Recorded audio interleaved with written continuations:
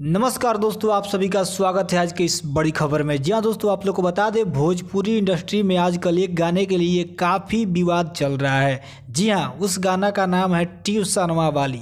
जी हाँ दोस्तों, आप लोग को बता दें, इस गाने को सबसे पहले कहा जा रहा है कि अजीत आनंद ने गाया था।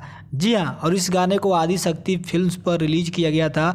लेकिन जैसे ये गाना मार्केट में बजना शुरू हुआ, बहुत सारे सिंगर इसको उठा कर गाना शुरू कर दिए, जैसे कि भोजपुरी में होते रहता है। और इसी बीच टुनटुन यादव भी इस गाने को उठाकर गा दिए और उनका भी गाना चलने लगा। जी हाँ, लेकिन जैसे ही पता चला आदि शक्ति और अजीत आनंद को, तो उन्होंने इस गाने को तुरंत डिलीट करवा दिया यूट्यूब से, जिससे टुनटुन यादव काफ़ी बौखला गए। जी हाँ, और इसी बीच इस गाने को पॉपुलर होते देख खेसारी लाल यादव भी कहाँ पीछे हटने वाले हैं, वो भी इस गाने को गा दिए। जी हाँ, आप लोग को बता दें, सबसे पहले इस गाने को अजीत आनंद ने गाया था, एगो यादव जी के लइका पसंद बा। जी हाँ, उसके बाद टुनटुन यादव ने गाया एगो ट्यूशन में लइका पसंद बा। उसके बाद खेसारी लाल यादव गाए ट्यूशनवा वाली। जी हाँ, उसके बाद तमाम छोटे बड़े भोजपुरी सिंगर इस गाने को उठाकर गाना शुरू कर दिए, जैसे कि भोजपुरी में होते रहता है। और इसी को देखते हुए अजीत आनंद ने सभी के गानों को डिलीट करवा दिया है